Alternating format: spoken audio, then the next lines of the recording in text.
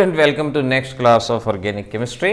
हमारा चैप्टर चल रहा है एल्डिहाइड और एल्डिहाइड्स के अंदर मेथड्स ऑफ प्रिपरेशन हमने शुरू किए थे। एल्कीन एल्काइन से किस तरह से एल्डिहाइड कीटोन बनाते हैं, एल्कोहल से कैसे बनाते हैं, ये प्रीवियस क्लास के अंदर सिखाया था। आपका एटीट्यूड डिटरमाइन करेगा कि आप सक्सेस में कहाँ तक अचीव कर पाएंगे, कहाँ तक पहुँच पाएंगे। अगर आपका एटीट्यूड है कि भाई पिछली चीज़ों को याद रखना है, हमें आगे बढ़ना है, तो डेफिनेटली सक्सेस आपको ज़रूर मिलेगी। तो स्टूडेंट लाइफ में 12th क्लास में साल के इस वक्त में आपका एटीट्यूड बहुत हद तक इस बात पे डिपेंड करेगा कि आपकी रेगुलरिटी क्या है, आप किस हद तक अपनी स्टडीज़ में रेगुलर हैं, किस हद तक लगातार एक पर्टिकुलर टाइम पे कार्य करते हैं। रेगुलरिटी डेफिनेटली आपको सक्सेस अचीव करवाएगी। ध्यान रखिए, इंटेलिजेंट बच्चा सक्सेसफुल हो सकता है, लेकिन रेगुलर बच्चा ज़रूर सक्सेसफुल होगा। दोनों लाइनों में इतना फ़र्क है। चलिए आज शुरुआत करते हैं ओजोनोलिसिस से। ओजोनोलिसिस एल्कीन और एल्काइन पे होने वाली रिएक्शन है और एल्कीन और एल्काइन से एल्डिहाइड कीटोन बनाने के लिए इस प्रोसेस का इस्तेमाल किया जाता है। ओजोनोलिसिस दो तरह की होती है। एक होती है जिसे रिडक्टिव ओजोनोलिसिस कहा जाता है, रिडक्टिव, और एक होती है जिसे ऑक्सीडेटिव ओजोनोलिसिस कहा जाता है। रिडक्टिव ओजोनोलिसिस में हम O3 के साथ जिंक या डाइमिथाइल सल्फाइड का इस्तेमाल करते हैं। जिंक ही जनरली यूज़ किया जाता है, अदरवाइज डाइमिथाइल सल्फाइड भी हो सकता है। ऑक्सीडेटिव में ओजोन के साथ H2O2 का इस्तेमाल होता है। एग्ज़ाम में जब क्वेश्चन आएगा तो आपको वो नहीं कहेंगे कि भाई रिडक्टिव ओजोनोलिसिस है, ये ऑक्सीडेटिव है, आपको तो प्रोडक्ट प्रिडिक्ट करना होगा। तो आपको रिएजेंट पे ध्यान देना होगा कि रिएजेंट आखिर क्या गिवन है। ओजोन के साथ जिंक गिवन है या H2O2 गिवन है। तो सबसे पहले हम यहाँ बात करते हैं रिडक्टिव ओजोनोलिसिस की, कि रिडक्टिव ओजोनोलिसिस में किन बातों का ध्यान रखा जाएगा और कैसे प्रोडक्ट को बताया जाएगा। अब देखो, यहाँ मैं ओजोनोलिसिस का जो बेसिक प्रोसेस है वो बताता हूँ, कैसे रिएक्शन होती है, और फिर मैं आपको उसका शॉर्टकट मेथड भी बताता हूँ। 12th लेवल पे शॉर्टकट मेथड जान लेना सफिशिएंट है, ज़्यादा परेशान होने की ज़रूरत नहीं है।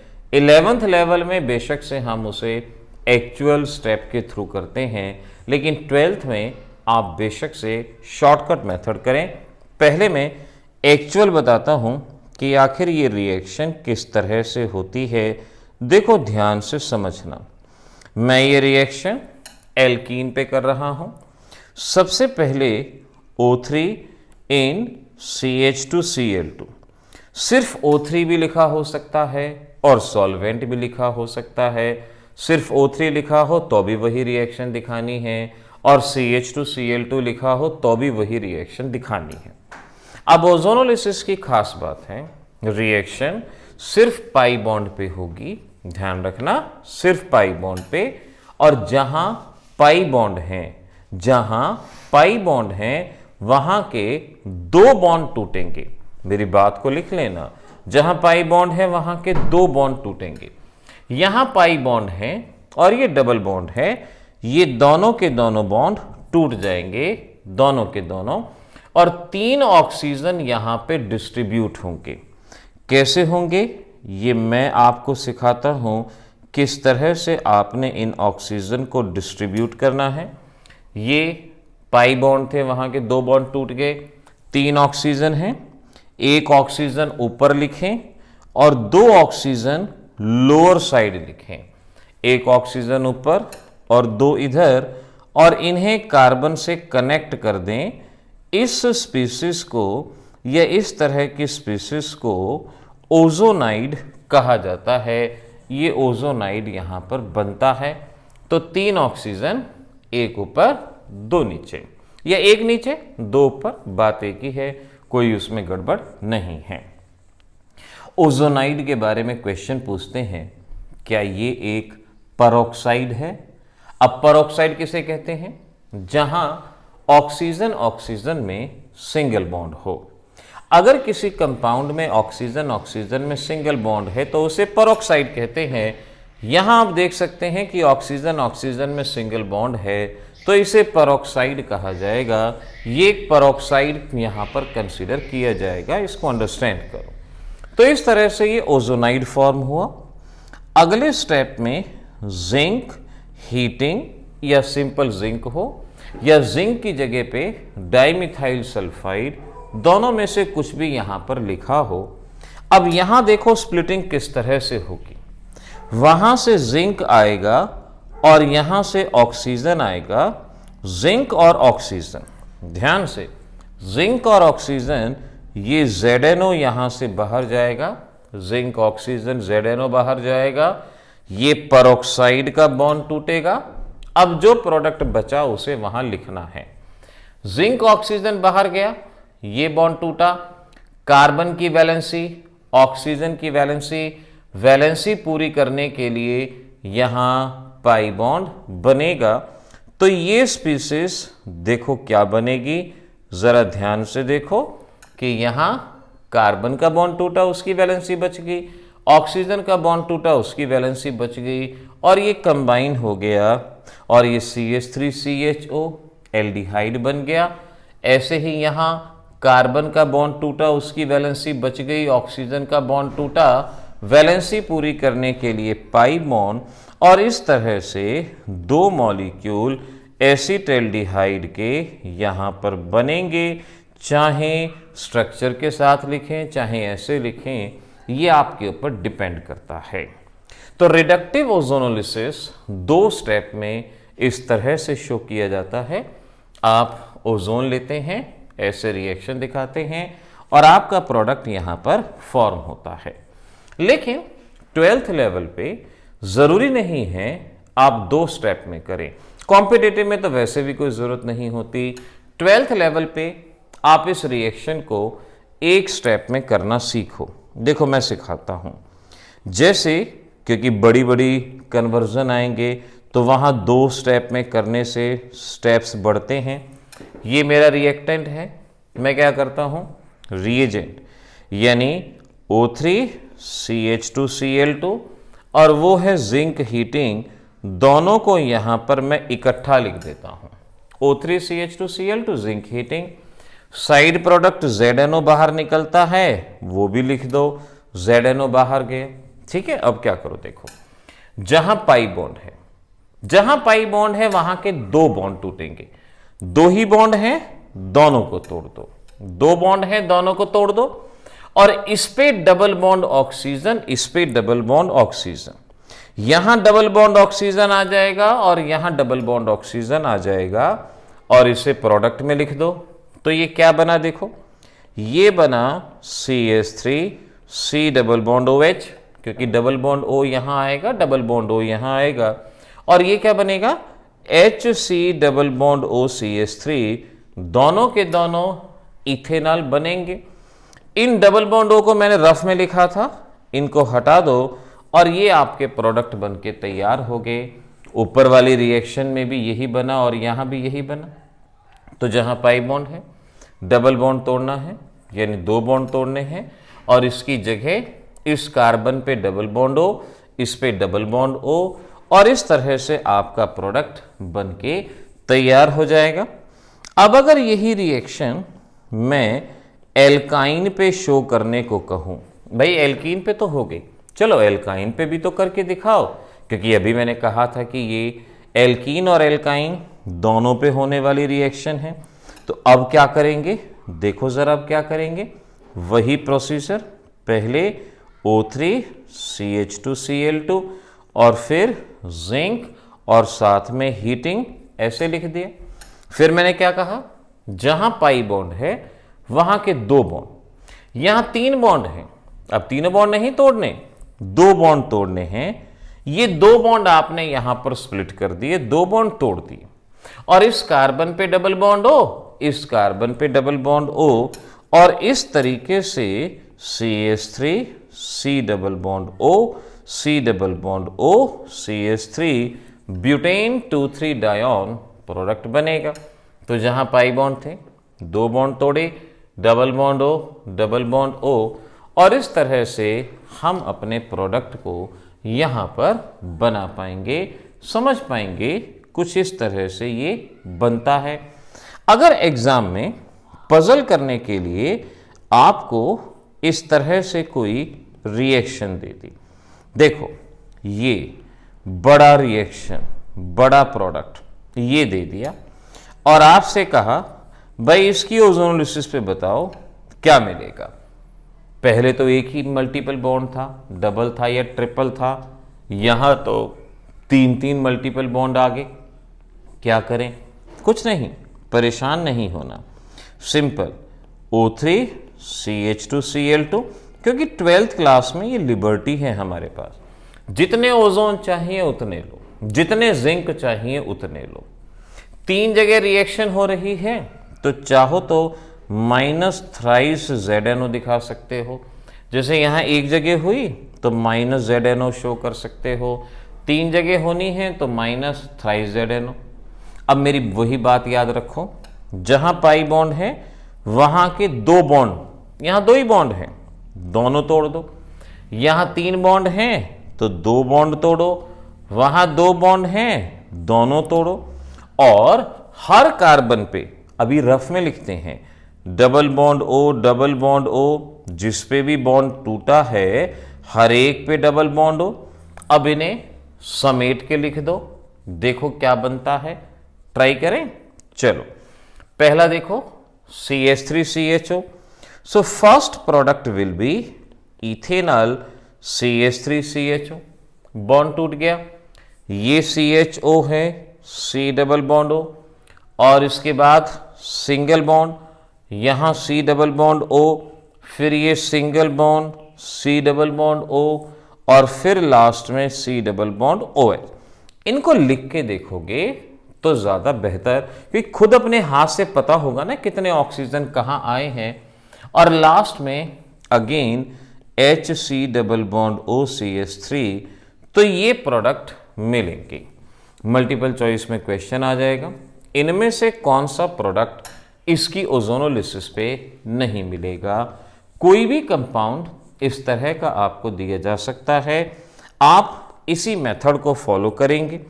अब एग्जाम में आपको ये कह दिया भाई आपके पास साइक्लिक कंपाउंड है, और आपसे कहा इसकी ओजोनोलिसिस पे क्या मिलेगा, O3 CH2Cl2 और Zn हीटिंग आपको बताना है क्या मिलेगा।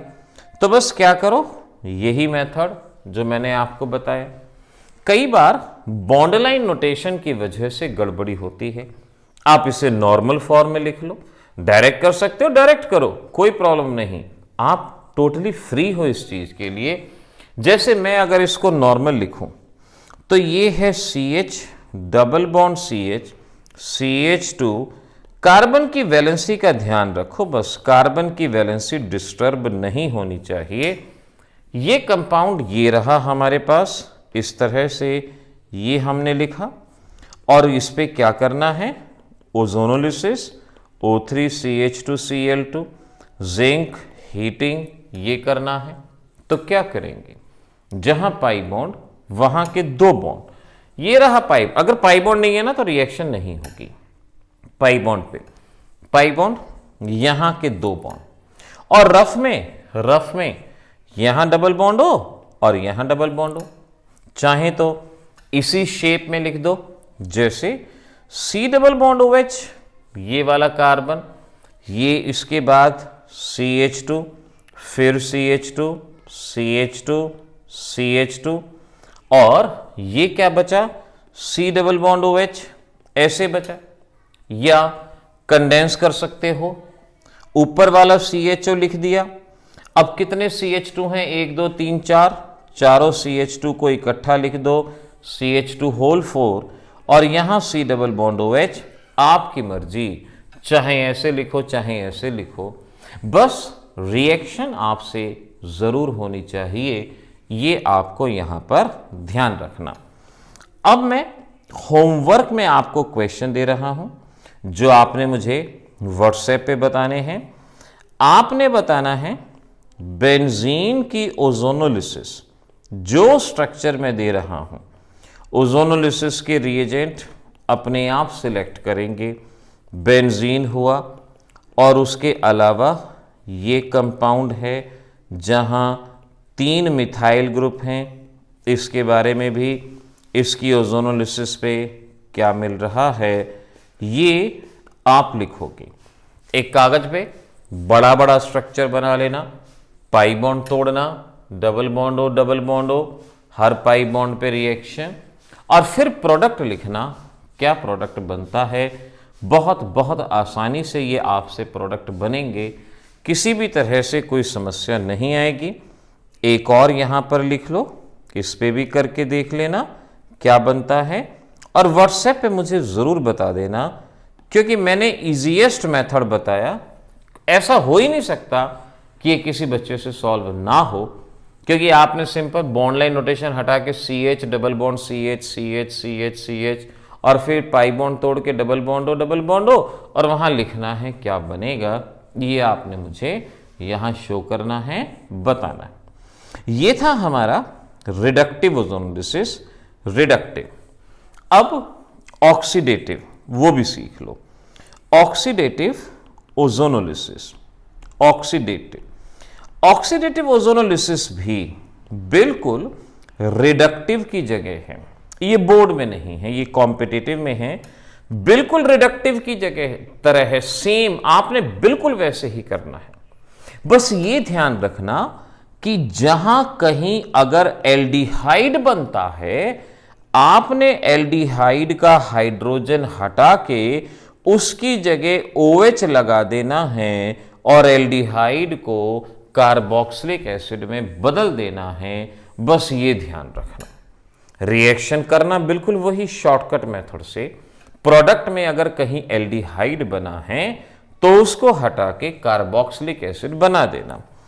जैसे ये देखो, मैं यहां करता हूं, ये रिएक्शन पे ध्यान देना। यहां है CH3, बल्कि इधर मैं सिंपल एल्डिहाइड लेता हूं और ये इस तरह से, और यहां मैंने लिख दिया कि भाई Zn CH2Cl2 और नंबर 2 H2O2। H2O2 आते ही ये ऑक्सीडेटिव ओजोनोलिसिस, क्योंकि जिंक होता तो रिडक्टिव, H2O2 है तो ऑक्सीडेटिव ओजोनोलिसिस। अब ये कहलाया जाएगा। क्या करेंगे? पहले तो वैसे ही करेंगे, जहां पाई बॉन्ड है वहां के डबल बॉन्ड तोड़ेंगे, रफ में इसको ऐसे करेंगे, रफ में फिर ये हटा देना। तो ये क्या बना देखो, ये बना CH3C डबल बॉन्ड OH, और ये क्या बना, ये बना C double bond O CH3CH3, यानी एक बना कीटोन, एक बना एल्डिहाइड। और मैंने कहा कि अगर कोई एल्डिहाइड बनता है, H हटा के OH लगा देना, रिएक्शन हो गई। ये हमारी ट्रिक जो बहुत आसानी से कर रही है इस रिएक्शन को सॉल्व। एक एसिटिक एसिड और एक एसीटोन बना। अगर किसी स्टूडेंट ने ऑक्सीडेटिव ओजोनोलिसिस नहीं पढ़ा, क्योंकि ये अक्सर बुक में नहीं होता, सीधा नीट और जेई के एग्जाम में साक्षात प्रकट होता है आशीर्वाद देने के लिए, तो स्टूडेंट यहां एल्डिहाइड मार्क करके आते हैं, जबकि आपका प्रोडक्ट कार्बोक्सिलिक एसिड यहां पर बन रहा है। जरा एक बार इस पे तो देखो क्या बनाओगे। ये है इथाइन और इस पे कह दिया Zn CH2Cl2। चलो जल्दी से कॉपी पेन लो और बनाओ, प्रोडक्ट का नाम लिखो क्या बनता है। इमेजिनेशन में कर सकते हो तो इमेजिनेशन में कर दो, लेकिन प्रोडक्ट का नाम भी पता हो, स्ट्रक्चर भी पता हो, बेहतर। हमने क्या किया, जहां पाई बॉन्ड वहां के 2 बॉन्ड को हमने तोड़ दिया। ये 2 bond, double bond O double bond O, और इस तरीके से ये बनता है ग्लायोक्सल। 2 एल्डिहाइड होते हैं ना, उसको ग्लायोक्सल कहते हैं। लेकिन ये तो ऑक्सीडेटिव है, H2O2। ऑक्सीडेटिव में तो एल्डिहाइड नहीं, एल्डिहाइड का ऑक्सीडेशन हो जाएगा कार्बोक्सिलिक एसिड। तो उस एल्डिहाइड का H हटा के उसकी जगह पे OH लगा दिया और इस एल्डिहाइड का भी H हटा के इसकी जगह OH लगा दिया और इस तरह से ये कंपाउंड ऑक्सैलिक एसिड कहलाया जाएगा। ये ऑक्सैलिक एसिड यहाँ पर बनता है, फॉर्म होता है। ऐसे आपको ओजोनोलिसिस रिएक्शन को करने की ज़रूरत होगी, ध्यान से समझते हुए करना है। अब है importance of ozonolysis. Importance of ozonolysis next class में मैं एनसीईआरटी के क्वेश्चंस के बारे में बात करूंगा, एनसीईआरटी वर्कशीट। अभी तो आप इम्पोर्टेंस ऑफ ओजोनोलिसिस को डायरेक्ट सीख लो क्या है, और बेशक से लिख लो। By ozonolysis product we can predict structure of parent alkene और एल्काइन। देखो, जब रिसर्च एंड डेवलपमेंट किया जाता है, कुछ कंपाउंड्स के रिएक्शन कराते हैं, प्रोडक्ट बनता है। अब प्रोडक्ट दिखाई थोड़ी पड़ता है मॉलिक्यूल में, ये थोड़ी मालूम पड़ता है कि कार्बन है, हाइड्रोजन है, हमें उसका स्ट्रक्चर नहीं पता होता। तो एल्कीन और एल्काइन के स्ट्रक्चर प्रेडिक्शन का मेथड है ओजोनोलिसिस। कोई भी एल्कीन एल्काइन हो, अगर हमें पता है इसकी ओजोनोलिसिस पे क्या मिला, तो उसके ओजोनोलिसिस प्रोडक्ट देख के हम पेरेंट एल्कीन का स्ट्रक्चर प्रिडिक्ट कर सकते हैं, बता सकते हैं। देखो कैसे, जैसे क्वेश्चन आता है एन एल्कीन एक्स, आपसे कहा कि कोई एल्कीन है एक्स, हमें नहीं पता क्या है, कोई भी है। On ozonolysis give number 1 ethanol and number 2 acetone, predict the structure of X। हमें X का स्ट्रक्चर बताना है, एल्कीन का स्ट्रक्चर बताना है, क्या होगा। तो कोई एल्कीन है, हमें नहीं पता कौन सी है, लेकिन उसकी ओजोनोलिसिस पे इथेनॉल और एसीटोन मिलता है, ये हम टेस्ट से बता सकते हैं। इथेनॉल यानी एल्डिहाइड है, एल्डिहाइड इथेनॉल का अलग टेस्ट है, प्रोपेनॉल एसीटोन का अलग टेस्ट है। तो ये टेस्ट से हम पहचान सकते हैं। लैब में अगर कभी जाना हुआ तो आप इन डिस्टिंग्विशिंग टेस्ट को ज़रूर सीख पाओगे, वो मालूम पड़ जाता है। तो ये हमें 2 एल्डिहाइड कीटोन मिले, इनसे हमें एक्स बताना है। तो पहले क्या करो, जिस सीक्वेंस में दिए गए, जैसे पहले इथेनॉल कहा, तो आपने पहला प्रोडक्ट इथेनॉल का स्ट्रक्चर लिखा, ये स्ट्रक्चर पता होना चाहिए, तभी मैं नोमेनक्लेचर पे जोर देता हूं कि नोमेनक्लेचर करो। एसीटोन, ये पता होना चाहिए, दिस इज एसीटोन। इस तरह से आपको ये पता हो कि कंपाउंड के स्ट्रक्चर क्या है। तो एल्कीन से इथेनॉल और एसीटोन, इनको विद स्ट्रक्चर लिखो। यानी इथेनॉल को मैं एक्सपेंड करता हूं और एल्डिहाइड ग्रुप को ऐसे लिखता हूं जिससे डबल बॉन्ड ओ दिखे। वहां एसीटोन को भी मैं एक्सपेंड करता हूं और मैं इस तरह से, वो पहले ही लिखा है, वो दोनों सेम है। अब क्या करो, अब मॉलिक्यूल को फिर दोबारा से लिखना है और ऐसे लिखना है ऑक्सीजन आमने सामने आ जाए, इसका ऑक्सीजन उधर, उसका ऑक्सीजन इधर, इनके ऑक्सीजन आमने सामने आ जाएं। यानी मैं यहां से इसको रोटेट करता हूं। अगर मैं रोटेट करूंगा इसको तो ये CHO ऐसे आ जाएगा, ऑक्सीजन उसके सामने, इसको भी रोटेट कर दो और ये कंपाउंड इस तरह से बन जाएगा, ऐसे बनेगा। मैंने इसे रोटेट करके ऐसे लिख दिया। और फिर क्या करो, चाहे ये कार्य सारे रफ में करो, चाहे मेन आंसर शीट पे करो, कोई प्रॉब्लम नहीं है। अब यहां से ऑक्सीजन को बाहर निकाल दो, ऑक्सीजन को बाहर निकाल दो और पाई बॉन्ड को बढ़ा दो। ये पाई बॉन्ड उससे अटैच कर दो, ये उससे बन गया।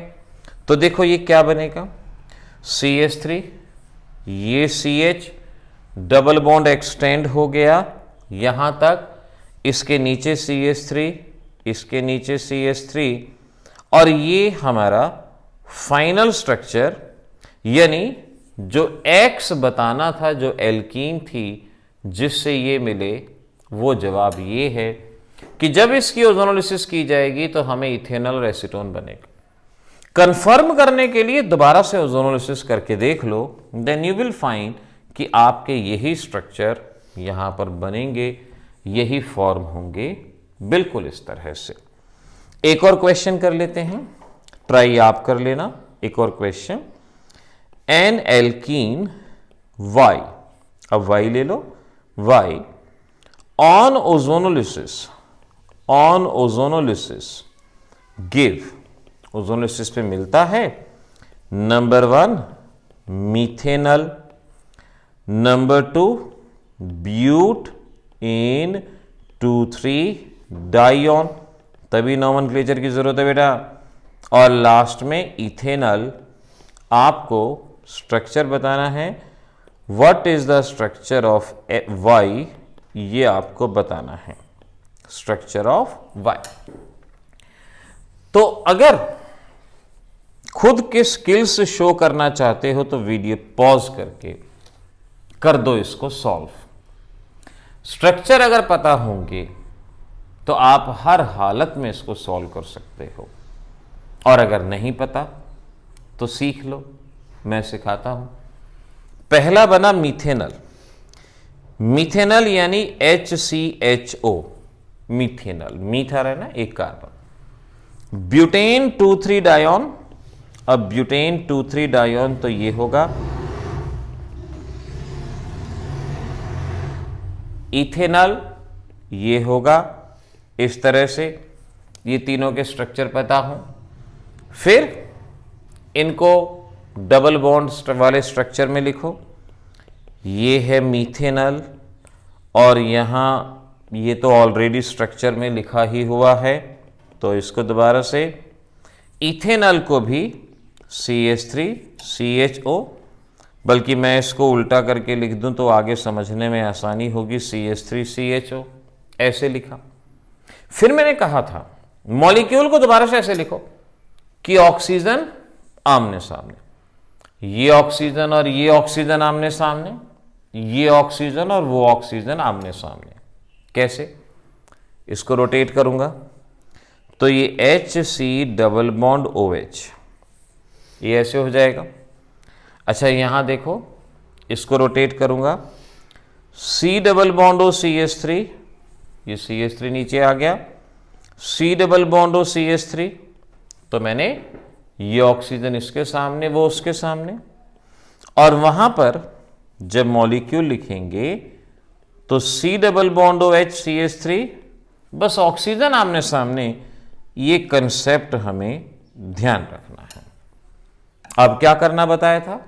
ये कहा था यहां से ऑक्सीजन बाहर निकालोगे, वहां से भी ऑक्सीजन बाहर निकालोगे, और बस मल्टीपल बॉन्ड को एक्सटेंड कर दो।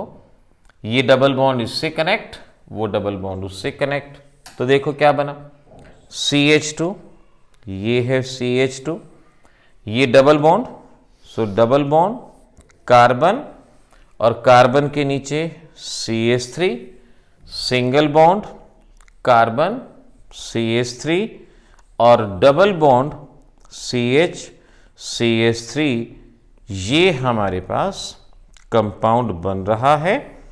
और ये हमारा जवाब कि एल्कीन वाई ये होगा जिसकी ओजोनोलिसिस से ये प्रोडक्ट मिलेंगे। तो बस आपने इस तरह से फाइनल प्रोडक्ट बताना है, क्या बनेगा final product.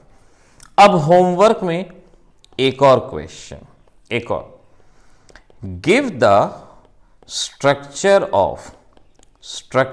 Of parent alkene oblique alkyne, alkene भी हो सकती है, एल्काइन भी हो सकता है, of followings which on ozonolysis give. अब मैं अलग अलग क्वेश्चन दे रहा हूं। पहला पार्ट, आपको CH3CHO मिलता है, साथ में आपको ब्यूटेन 2,3 डायोन मिलता है और साथ में आपको एसीटोन मिलता है। इसकी एल्कीन कौन सी होगी? ये फर्स्ट पार्ट हुआ। दूसरा पार्ट अब बड़े ध्यान से करना है। दूसरा पार्ट, यहां आपको मीथेनल मिलता है, आपको इथेन डाइयल मिलता है, इथेन डाइयल CHO, चाहे तो इसको ऐसे लिख दो CHO, आपको इथेनल मिलता है। इसका एल्कीन बताओगे क्या होगा? अगले में आपको सिर्फ और सिर्फ यही एक कंपाउंड मिलता है, यही एक कंपाउंड मिला।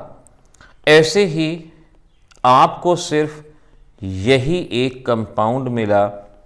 तो ये 4 अलग अलग क्वेश्चन हैं। यहां मैंने ओजोनोलिसिस को कॉम्पिटिटिव एग्जामिनेशन तक कवर किया है। वहां पर जो जो क्वेश्चन आ सकता है, ये क्वेश्चन आ जाएगा, बताओ इसकी एल्कीन कौन सी होगी, एल्काइन कौन सी होगी। चारों केस में क्या क्या एल्कीन एल्काइन है, ये आप व्हाट्सएप पे मुझे आंसर सेंड करोगे। अगर आपसे नहीं होगा तो मुझसे पूछोगे, लेकिन अब करोगे, क्योंकि ये हम ऑर्गेनिक के रिएक्शंस के लास्ट चैप्टर पे हैं और अब ये आपको प्रोसेस करने आने चाहिए, ये बनाने आपको आने चाहिए। तो ये ध्यान रखिएगा इस तरह से। ओजोनोलिसिस यहाँ पर हमारा डन, अलग अलग प्रोडक्ट हमने बना के देखे। तो हम एल्डिहाइड कीटोन बना रहे थे और हमारे मेथड थे एल्कोहल से बनाना, एल्कीन एल्काइन से बनाना, सभी मेथड डन। अब चलो अगले मेथड पे, from carboxylic acid. Carboxylic acid से आप किस तरह से कंपाउंड बनाएंगे? अगर कार्बोक्सिलिक एसिड है तो आप किस तरह से प्रोडक्ट बनाएंगे? पहला मेथड है, 2 मेथड है mainly, by dry distillation of calcium salt, यानी calcium salt of carboxylic acid. Calcium salt, carboxylic acid तो ऊपर लिखा ही हुआ है कि कार्बोक्सिलिक एसिड का कैल्शियम सॉल्ट होगा, उसका ड्राई डिस्टिलेशन। अब ये कैल्शियम सॉल्ट क्या होता है? देखो, ये तो जानते हो, ये कार्बोक्सिलिक एसिड होता है। अब कार्बोक्सिलिक एसिड का कैल्शियम सॉल्ट का क्या मतलब हुआ? मतलब ये है, सॉल्ट एसिड और बेस से बनता है। कार्बोक्सिलिक एसिड के 2 मॉलिक्यूल ले लो, इसकी reaction calcium hydroxide CaOH whole twice, calcium hydroxide होता है ना, ये CaOH होल ट्वाइस, ये एसिड ये बेस, इनकी रिएक्शन करा दो और जो सॉल्ट बनता है वो कैल्शियम सॉल्ट।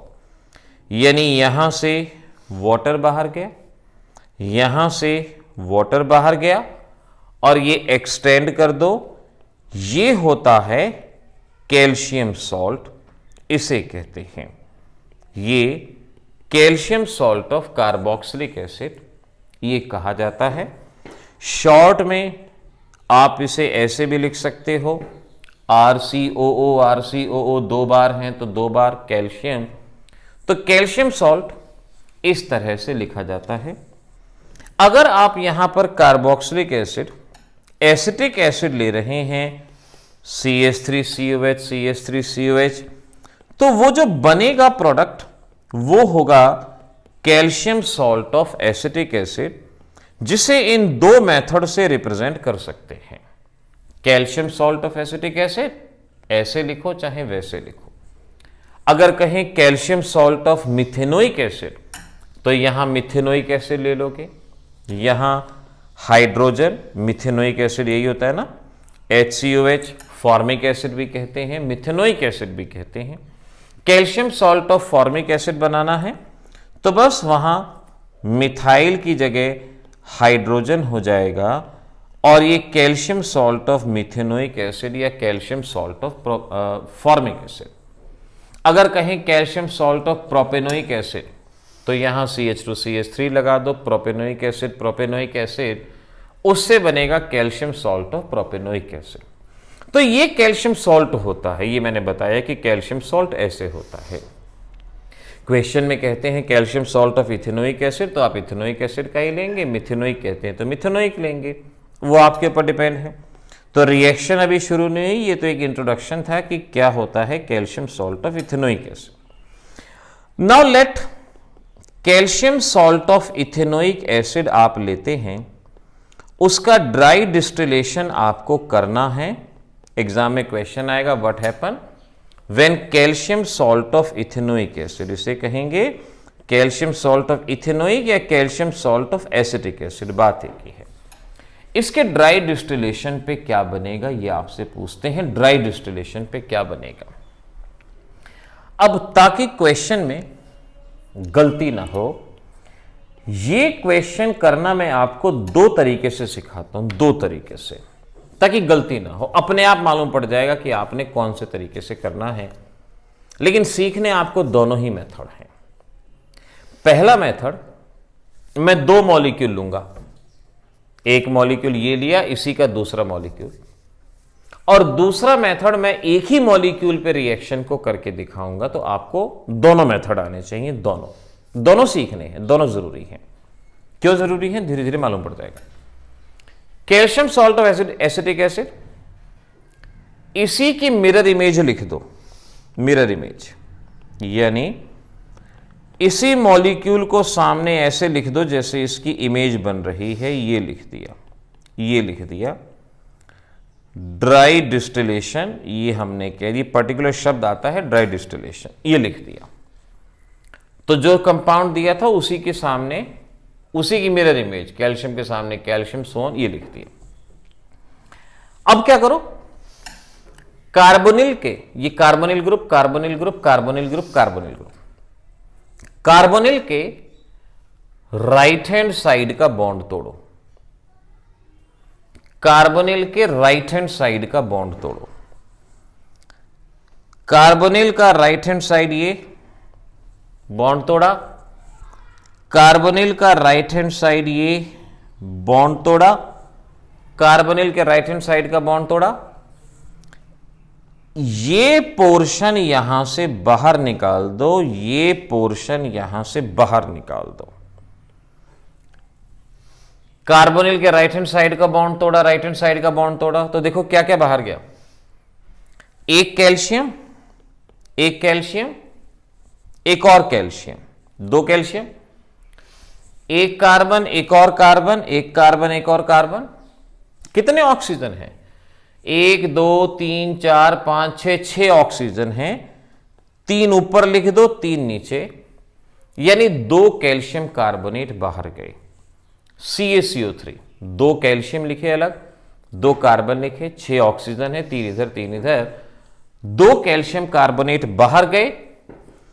इस मिथाइल को यहां से कनेक्ट कर दो और उस मिथाइल को वहां कनेक्ट कर दो, तो देखो क्या बनेगा। इस मिथाइल को अगर यहां कनेक्ट किया तो ये बनेगा CH3CO, CH3CO तो वैसे है, वो मिथाइल आ गया, CH3CO, ये मिथाइल यहां कनेक्ट किया तो ये बनेगा CH3CO। 2 मॉलिक्यूल एसीटोन, अलग अलग ना लिख के इनको इकट्ठा लिख दो, यानी ट्वाइस CH3CO ये, और 2 कैल्शियम कार्बोनेट को अलग ना लिख के इकट्ठा लिख दो। ये इस तरह से हमारा प्रोडक्ट यहां पर बनेगा। बहुत ध्यान से गौर करना है आपको। जो मॉलिक्यूल दिया है, अभी तो एक एग्जांपल बता रहा हूं, नेक्स्ट लेक्चर में और डिटेल भी, अभी ध्यान से सीख लो। 2 मॉलिक्यूल लिए और CH3 इधर, CH3 इधर, ये बना। अब इसी रिएक्शन को एक मॉलिक्यूल के साथ भी करना सीखना है। ये है एक molecule of calcium salt of acetic acid, calcium acetate भी कह सकते हैं, ड्राई डिस्टिलेशन, ड्राई डिस्टिलेशन। अब कैसे तोड़ोगे? साइड प्रोडक्ट क्या बाहर निकलता है? Calcium carbonate CaCO3। तो हमें CaCO3 बाहर निकालना है। ऐसा करना कि एक कार्बोनिल का राइट हैंड साइड और एक कार्बोनिल का लेफ्ट हैंड साइड बॉन्ड तोड़ना है, ये तोड़ना है। इस कार्बोनिल का राइट हैंड साइड, इसका लेफ्ट हैंड साइड, और ये बाहर क्या बाहर गया? CaCO3 बाहर गया। इस मिथाइल को यहां कनेक्ट कर दो और वही एसीटोन जो ऊपर बना था वही यहां बना और वही कैल्शियम कार्बोनेट गया। दो मॉलिक्यूल लेके भी रिएक्शन को सीखना है तो दो मॉलिक्यूल बाहर जाएंगे, एक मॉलिक्यूल लेके करोगे तो एक मॉलिक्यूल। होमवर्क में मैं एक क्वेश्चन दे रहा हूं, आपने इसको पूरा करना है और डिटेल मैं अगली बार में बताऊंगा। कैल्शियम सॉल्ट ऑफ मिथेनओइक एसिड, इसका ड्राई डिस्टिलेशन करना है, ड्राई डिस्टिलेशन। और ध्यान रखो आपने ये रिएक्शन दोनों तरह से मुझे शो करनी है, दोनों तरह से, एक मॉलिक्यूल लेके भी और दो मॉलिक्यूल लेके भी, दोनों तरह से आपने ये रिएक्शन करनी है। Second case, calcium salt of acetic acid और दूसरा molecule calcium salt of methanoic acid, dry distillation. आपने मुझे इन दोनों में बताना है कि क्या बनेगा, इस केस में क्या बनेगा, इस केस में क्या। नेक्स्ट लेक्चर में मैं इसको भी एक्सप्लेन करूंगा क्या होगा, कैसे होगा। आज के लिए इतना, मिलेंगे अगली क्लास में, तब तक के लिए ऑल द बेस्ट।